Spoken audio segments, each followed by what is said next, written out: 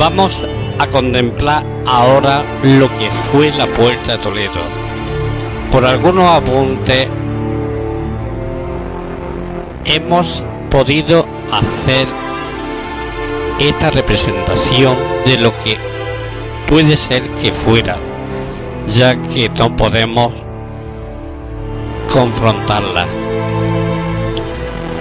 En Úbeda, por desgracia, la actuación de la piqueta que nos muralla y torre, aquellas que la hicieron famosa por las muchas que defendían. Sabes que esta puerta estaba unida al arco del Santo Cristo y era un conjunto disoluble formado por este y la llamada por autonomasia Puerta de Toledo. Por esta puerta penetró en el año de 1368 don Pero Gil, aliado con el rey moro de Granada, sitiado a la ciudad, la cual se hallaba diezmada por encontrarse la guarnición en Toledo. Los que quedaron no pudieron resistirse a las tropas invasoras, las cuales rompieron la muralla y penetraron destruyendo y saqueando la ciudad. Algunos de sus moradores se pudieron refugiar en el recinto del Alcázar y así pudieron su vida que muy saqueó la ciudad menos el recinto del Alcázar, lo cual nos da una idea de que sería una gran fortaleza. La primitiva Puerta de Toledo estaba ajustada a los planes defensivos de la ciudad, estaba exenta de adornos y de otros adornos estéticos, aunque sería fuerte en su fábrica.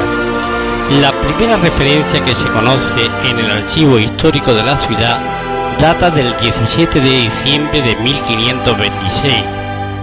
Este día entra en Úbeda el emperador Carlos I y hace un alto ante la Puerta de Toledo, que por cierto era de doble entrada.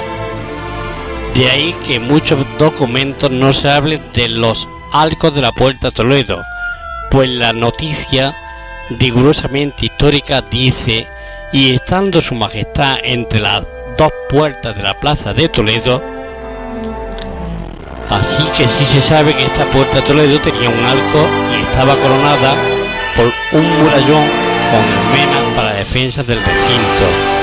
Primer cuarto del siglo XVI, las ciudades amuralladas les dio por embellecer sus puertas y demás, colocando los escudos de las armas reales y a sus lados las armas de la ciudad.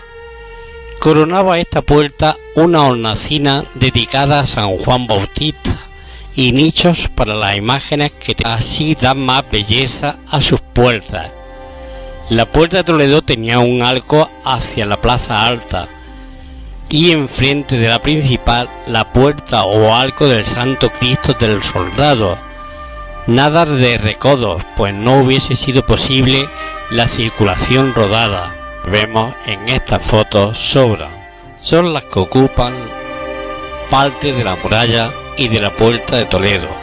Contemplando el sitio que invaden, podemos hacernos una idea de Jesús o calle de entre las dos puertas era bastante grande y a la vez muy hermosa. Qué bella plaza nos hubieran legado y con qué sabor a la Reconquista.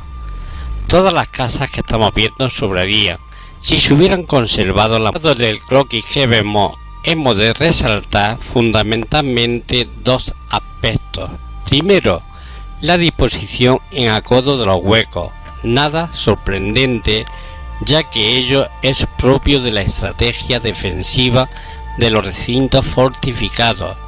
Segundo, que cada arco ha de abrirse forzosamente en dos líneas de muralla diferentes, una la que forma parte del perímetro general, en la que hemos ubicado la puerta 2, y otra la de la barbacana, antemuro o barrera, en uno de cuyos laterales hemos situado la puerta número 1. Debió ser fuerte y hermosa, pues al no figurar posteriores reparaciones es presumible que aguantase por sí sola las embestidas del tiempo y de los hombres. Respecto a la segunda cuestión, parece lógico suponer que la puerta número 2 se erige al mismo tiempo que el cordón amurallado de Toledo y al amparo de un viejo torreón de la muralla que ahora se moderniza con el añadido de un templete columnario para el reloj público. Se crea un tercer espacio público con funciones comerciales, también con soportales, del que van a partir las que hasta el siglo XIX van a ser las grandes arterias expansivas de crecimiento del caserío, fuera del recinto murallado. Calle Trinidad hacia el norte, calle Nueva hacia el oeste, con el horizonte del Hospital de Santiago, calle Corredera hacia el este y calle Rastro hacia el sur. Al amparo de las puertas de la muralla de la antigua parroquia, aprovechando los solares ocupados por sus cementerios y al de las recientes construcciones de palacios, otros muchos con forma de plaza o mejor en algunas ocasiones de más o menos amplio ensanchamiento de las simples calles, van a ir jalonando el vetusto entramado urbano medieval para convertirlo en una nueva entidad de carácter renacentista, aún más evidente por el gran número de casonas, con sus portadas diseñadas según los dictados de las nuevas formas estéticas, bien adinteradas, de grandes dovelas, despezadas y con una decoración con moldura exterior, bien con un gran arco de medio punto de clave decorada y heráldica en las enjutas renacentista, con los siguientes motivos. Escudos. Se hacen referencia a los escudos de Úbeda, aunque sin concreción numérica. No obstante, debían de constituir un par, ya que al final del documento puede leerse: encima de los escudos de la ciudad hay dos claros que los tienen de pintar de colores y hacer dos letreros. Estos escudos desde luego no diferían del actual, pues se hace mención de las coronas y leones que había de dorar. En buena lógica habría de ocupar lugar preferente, correspondía al de los Austrias. Lo rodeaba el toisón con el borrego. Las efigies aparecen por un lado las virtudes fácilmente identificables, como son la fortaleza y la justicia, puesto que se enumeran sus atributos: columna, espada y peso. Por otro lado, se habla de un San Juan, el cual, como las virtudes, había que enmarcar. Desde luego nos sorprende que no sea un San Miguel, por ejemplo, el que rematase a la más monumental de nuestras portadas. En los óvalos se hallaban junto al San Juan, debían dorarse jaspeado el del centro. En las molduras se localiza una sobre el San Juan que debía de jaspearse hasta los realces y otra debajo de los escudos. Las demás carecen de localización específica. Los candeleros, había 4, 2 cabos San Juan y otro par algo más abajo, en parte serían dorados. Los cartones a los lados de las virtudes irían de negro con las letras de oro. Las columnas se mencionan 4, de las cuales ya hemos referido que 2 redondas iban junto al escudo real. El par restante estaba recogido por estrías y no se determina su exacta ubicación. O coche de mula podría circular por este lugar en esas condiciones, y menos sabiendo que el arco solo tenía de ancho 3 varas escasas y no más de 5 o 6 de calzada. Y llegamos a 1861, en el que vuelven a ocuparse de ella, y esta vez para sentenciarla a muerte. Pues en cabildo del 14 de noviembre la ciudad ordena que los peritos oficiales reconozcan los algos de la misma, resentidos según noticias que le habían llegado. No fue su estado ruinoso el que acabó con ella, sino el progreso a fin de ensanchar la vía pública. Ordenan su derribo en la sesión municipal del 14 de diciembre de 1865, pero la piqueta no intervino en aquella ocasión, no por respeto al arte o al pasado, sino quizás por falta de medios económicos para consumar aquel atentado a la historia. 9 años más tarde, otra intentona pidiendo su demolición. Y al fin, casi ayer mismo llegó la piqueta, y alegres los rostros de aquellos progresistas insensibles a lo hermoso y a lo bello, las piedras históricas de la Puerta de Toledo, comienzo del camino real de la imperial ciudad. Dieron con su faz en la tierra, sirviendo de cimiento a las nuevas edificaciones. Fue en 1876 cuando desaparecen los dos arcos de esta puerta y muralla que les cortaban. Aún la hermosa hechura de sus piedras, rodando por el suelo, como aves de rapiña, rondan el terreno que ocuparon los muros, y ahora, descalabrado, aquel rincón grandioso, los regidores de la ciudad quieren perderlo de vista, porque afean notablemente el aspecto público. El lunes 10 de julio de aquel año, a voz de pregonero en los sitios de costumbre, Úbeda asiste a la vil subasta de unos lugares más históricos de la ciudad, la Puerta de Toledo, ante la que desmontaron Carlos y Felipe, reconociendo sobre los evangelios la franquicia y libertades de Úbeda. Sin duda alguna, Úbeda quedó más pequeña y más pobre al perder aquella famosa puerta, guardiana de la gente y de la historia de Úbeda. La plaza de Toledo queda huérfana, diéndose por la clave de su arco el eco de las voces de los hortelanos, de los panaderos y de los esparteros.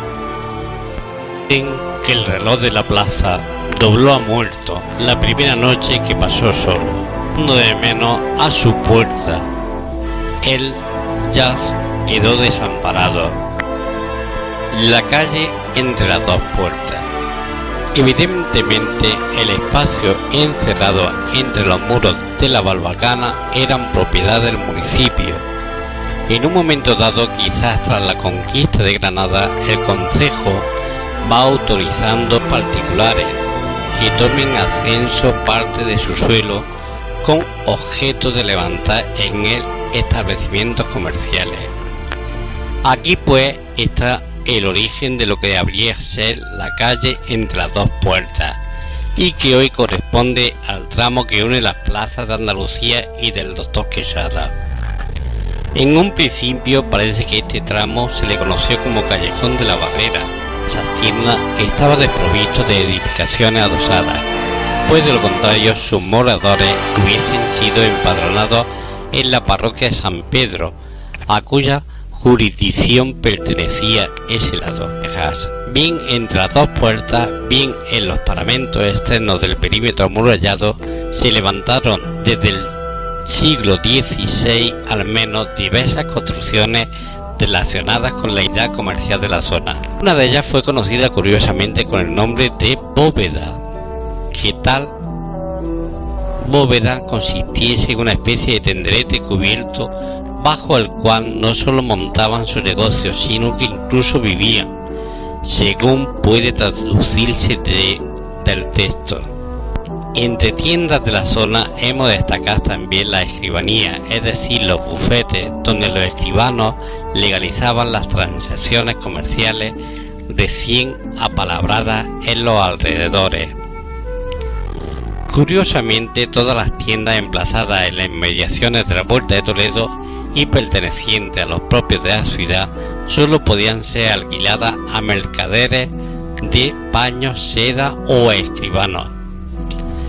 Sin embargo, cuando no eran arrendadas en su totalidad, la colección previa se deshacía ante la necesidad de ingresos.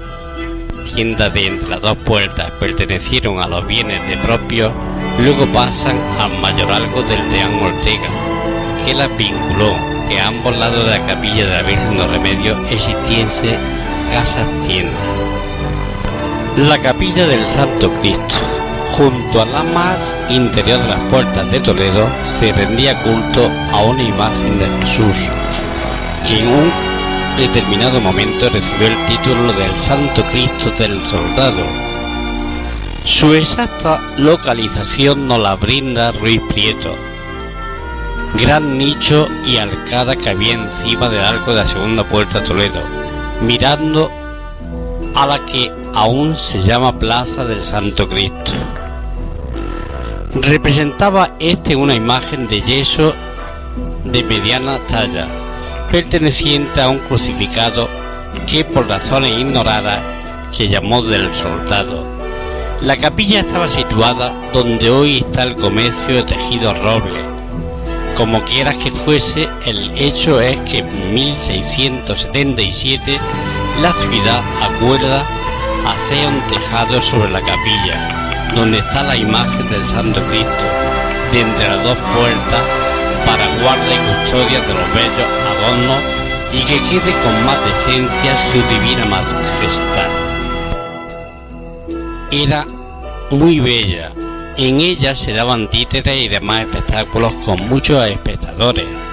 La tradición mantiene que el arco del Santo Cristo era de corte ojival, y efectivamente así parece desprenderse de un documento posterior a su derribo, en el que se lee: los carros apenas y con gran trabajo podían pasar a causa de no tener el arco, sino 3 varas de escasas de luz por el pavimento. Es decir, que si se hace referencia a la anchura del arco a nivel del suelo, es porque hacia su clave debía estrecharse progresivamente, según es propio del arco apuntado. Si esa puerta chapada es y no hay fundamento para pensar en otra cosa, el arco del Santo Cristo hemos de imaginarlo pues rebozado y adobado con ladrillo, según la excepción que en albañilería tiene el término chapado. Fue condenado a su demolición el 20 de marzo del año 1862, con parte de la muralla. El arco se encontraba en mal estado, se había desprendido de él varias piedras, por lo que nuestros partícipes la mejor solución que buscaron fue su fin, así que nos privaron de su contemplación. Dice Pascual que el arco se derrumbó el 29 de septiembre de 1868. La capilla de la Virgen de los Remedios. Frente a las casas tiendas se situó en efecto la capilla de la Virgen de los Remedios, devoción que traen a Úbeda los frailes de la Trinidad, nada más llegar a la ciudad. En su iglesia conventual erigieron una capilla donde se colocó una tabla ya muy antigua, en 1231, con la Virgen sentada, su hijo en el brazo izquierdo, la cruz redentora de Cristo, su mano derecha libre y a ambos lados 2 ángeles. Tanto germinó la devoción que Úbeda erige una capilla en el punto más céntrico y concurrido de la ciudad. La imagen de María Santísima, con el título de los Remedios, tan peregrina en toda España que no la ha de tener semejante, porque es el hermosísimo rostro que muestra una majestad agradable, una honestidad respetuosa y, en fin, tiene un rostro de tales perfecciones que figura. Varios varones piadosos y justos la han discurrido del original, la más verdadera copia. Su antigüedad ha olvidado el tiempo. Algunas veces se ha renovado el ropaje con nuevos matices, mas el rostro jamás se han atrevido los pinceles. Es fácil dar con el emplazamiento exacto de la capilla, dedicada al cuadro de la Virgen de los Remedios, y cuyo original se encuentra en el ayuntamiento, y su copia a los pies de la torre del reloj. El óleo estaba colocado en un nicho abierto en la muralla, entre las dos puertas, o sea, la llamada de Toledo y la del Arco del Santo Cristo. Después prosigue refiriéndose que el tal nicho se abría en el espesor de la muralla. Por parte de Campos Ruiz dice al respecto: a continuación del primer arco, a la derecha, entrando por la plaza, se hizo una capillita hornacina en el muro, instalando en ella a la Virgen de los Remedios. El cuadro, según Baños Silvestre, es fechable hacia 1500, atribuirle a un artista local. ¿Quién pudo ser este? Sabemos que a partir de la segunda década del siglo XVI trabaja para el concejo el pintor obetense Alonso de Villanueva. No es extraño, por tanto, que el cabildo le encargase su ejecución, pero fuese este o no el autor de la obra, lo cierto es que 40 años después de él se le encarga al menos la restauración del lienzo. Cuando se derribó la puerta de muralla adyacente, el cuadro de la Virgen de Remedios, según Ruiz Pietro, fue llevado a la iglesia de San Pedro y colocado en la capilla de San José. Después pasó a la casa consistorial, en donde puede hoy admirarse una copia de él. Como se sabe, figura los pies en la torre del reloj. Ya a la espalda de la puerta de Toledo existían unos pollos para que los panaderos colocaran el pan para su venta. Una noticia que hoy en día nos parece rara, que el pan se expusiera en tales sitios para su venta.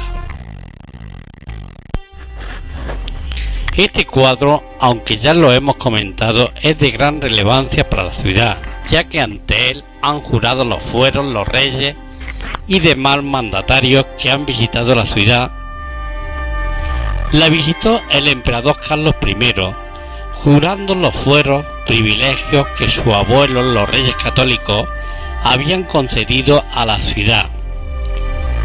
Se hospedó en la casa de don Francisco de los Cobos, y más tarde sería su hijo, don Felipe II, el que el 3 de junio de 1569 la visitó y juró guardar también los fueros y privilegios que tenía la ciudad. Así como lo vemos, es como se encuentra hoy en día. Continuamos con la Torre del Reloj, situada en un antiguo torreón de la muralla, ubicado en la plaza. En realidad fue el que lo construyó. Es de gran valor para los obetenses, en la cual podemos contemplar una de las torres más monumentales de la ciudad. Su origen se remonta en el siglo XIII, aunque fue demodelada en el siglo XV, en el cual se la dota de un segundo cuerpo para albergar un hermoso reloj y campanario, para así poder anunciar los grandes eventos que se producían en la ciudad. Mientras comentamos la torre, vamos a contemplar fotos antiguas de esta plaza y de esta torre. En el siglo XVI se le agrega el bello templete ochavado, de gran impacto, el cual está formado de arcos de medio punto en los lados mayores y de vanos adintrados en sus lados menores, y en sus esquinas los adornan con grandes y vistosos floreros. En la primera planta se encuentra una capillita muy coqueta, pero de gran valor para la vida de la ciudad. Está compuesta de un arco apuntalado adornado con molduras y rosetas. También podemos contemplar el escudo de la ciudad más arriba, el reloj y encima del escudo de la Austria, casa reinante en la época que se construyó. Esta torre, íntimamente ligada al enchave defensivo y emblemático de la Puerta de Toledo, es creencia corriente que en ella estaba colocado el reloj público de la ciudad, ya desde tiempos medievales. En noviembre ya se está fabricando la campana por el maestro Juan Vélez, con la renovada y estéril oposición de don Rodrigo. Que todo este movimiento se produce durante 1561, es indudable que la fecha de 1562, aún visible en la torre, corresponde a la inauguración oficial del reloj. Pero es muy probable que la fecha inaugural aún no existiese el templete que corona el torreón. Este debió de alzarse años más tarde. El sonido de la campana de la torre del reloj, grave, jubilosa y urgente, según los casos testigos sonoros de nuestra historia. Su esquilón data de 1574 y pesa 123 arrobas y 14 libras. En el acta del 23 de enero de 1852 se derriba la muralla contigua, y en acta del 3 de junio de 1870 se solicita incluso la enajenación de la torre. Qué atrasados fueron nuestros antepasados, que nos privaron de muchísimas cosas. Mientras que vemos esto de la torre del reloj, vamos a continuar un poco con la historia. El rey Alfonso mandó combatir a los moros del Alcázar, y los cuales se defendieron valerosamente, y fue su entrada en el 8º día después de la batalla de las Navas de Tolosa, así que fue el 24 de julio. El primero que escaló su alcázar fue un hijodalgo llamado el Nava. Todos los moros fueron cautivos y repartidos entre los caballeros de órdenes y sicarios. Saquearon la ciudad y la destruyeron. El rey Alfonso VIII, en carta dirigida al Papa Inocencio III, comunicándole la victoria, le dice, así una vez traducido: finalmente llegamos a dos ciudades, una de ellas Baeza y la otra Úbeda, las mayores que había en este lado del mar. Si se exceptúan Córdoba y Sevilla, encontramos destruida Baeza, pero la otra Úbeda, situada